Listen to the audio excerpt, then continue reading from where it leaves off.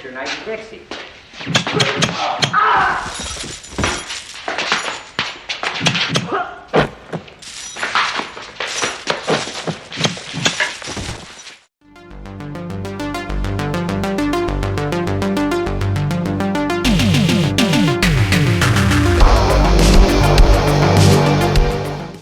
We are talking Assault on Precinct 13, 1976 John Carpenter movie that I actually never had seen before. I've heard all about it, I was very familiar with the plot, and I've actually seen the remake that starred Lawrence Fishburne, but I hadn't seen the original until now. In case you are unfamiliar with the story, it focuses on this particular police station, which is on the eve of just its last day. It's closing down. It's got a skeleton crew in there. It's completely deserted, and it's just being sort of like looked after by this lieutenant on his the first day on his job. And you've essentially got like a couple of receptionist staff, a captain, and they are they happen to get the 3 prisoners and a couple of guards kind of rerouted because one of the prisoners is sick. To kind of stop off there, and then at the same time we have this guy running into the station because he's being chased, and this ultimately leads to a siege of these gang members trying to kind of find this guy, and ultimately the police and the kind of the civilians having to team up with the criminals to try and fend off this siege of gang members. So that's your basic plot premise there. What do I like? But to be fair, this film was actually inspired quite heavily from Rio Grande and Night of the Living Dead. But it is kind of one of the more influential kind of like lower budget action movies, certainly of its time.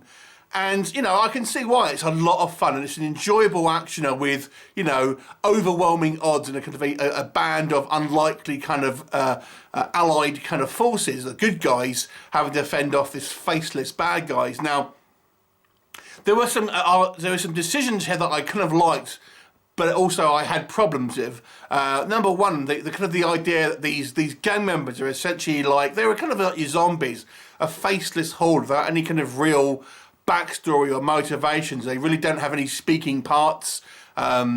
We get very kind of little information about them, but it makes them kind of inhuman, basically. And that is by design. And I do have a problem with it, so I'll come on to a little bit later. But it does kind of add something to the film as well. I think it adds that kind of that sense of the unknown, that you don't really quite know what's going to happen and what these guys actually are after and things like this.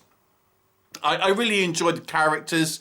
The relationship between Wilson, who is our main kind of like prisoner, if you like, and the kind of the star prisoner, and his kind of relationship with the lieutenant, and also the kind of the guy who was transporting myself before that. I thought they all had kind of a great chemistry, and it is kind of a genuinely thrilling, movie as well in places. It gets right to it. It has one very shocking scene, which I know was quite controversial in its day, where we have this young girl getting gunned down, and it's pretty brutal, even by today's standards. It's quite brutal, and I really enjoyed the kind of the female leader. So I thought she was very good, and kind of cool and collective, and a very different type of female protagonist, to be honest with you, where she's not all kind of like, I can do it better than the boys, but she's kind of tough in a very quiet and confident way, and I quite enjoyed that. Do I have any issues with it? Okay, so I know this movie is lauded by sort of John Carpenter fans, as are all his films, to be fair, but I think if you kind of look, certainly because I haven't seen this before, one of the things that I just didn't really understand in today's terms was where the gang members were coming from, if that makes sense. Now, I know this was done intentionally to give them this kind of like inhuman presence, very much like aping the en masse threat of the zombies from Night of the Living Dead. But in this scene where they gunned down the ice cream man and this little girl, I just didn't know why they did it. There's just no reason why they did it. It just seems completely random that they just kind of kill this ice cream man and this young girl, which ultimately leads to this kind of siege. I personally think it needed to have a little bit more explanation about what they were doing. We get a little bit of an intro saying about the kind of how these gangs are growing, etc. But it just seems unnecessary to do, to have random violence to attract attention to yourself if you were a criminal. Anyway, and then they follow this guy, you know, a slow pace walk. You know, they're all walking again like you got zombies, I suppose, as this guy runs into the police station. And I don't know if it really warranted this en masse, you know, seats, to be honest with you. I mean, it's, having seen the remake, I actually thought their motivations were better in that than they are in this, because it just seems like there's a lot of manpower for a guy who doesn't really know who they are. They were just kind of like gangbangers who drove past in a car and things like that. He doesn't know what they were doing there. Again, it just seems like, to me, it was really just very much a random violence. And I know there is random violence, but when you have this amount of people in their gangs kind of doing that, I think you need to have some type of idea about what it is that they're doing. So I didn't really kind of get that as much. And I got to be honest with you, I think the remake actually did a better job of kind of really showing that. Come at me, I know that's not going to be a popular thing to say.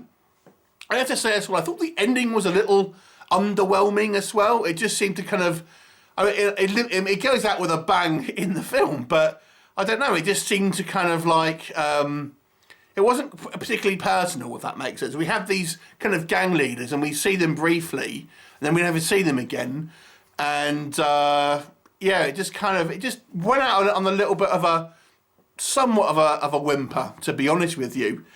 Overall, I still enjoyed the movie. I think it is a good movie. I'd be honest with you, I prefer the remake, having seen that first.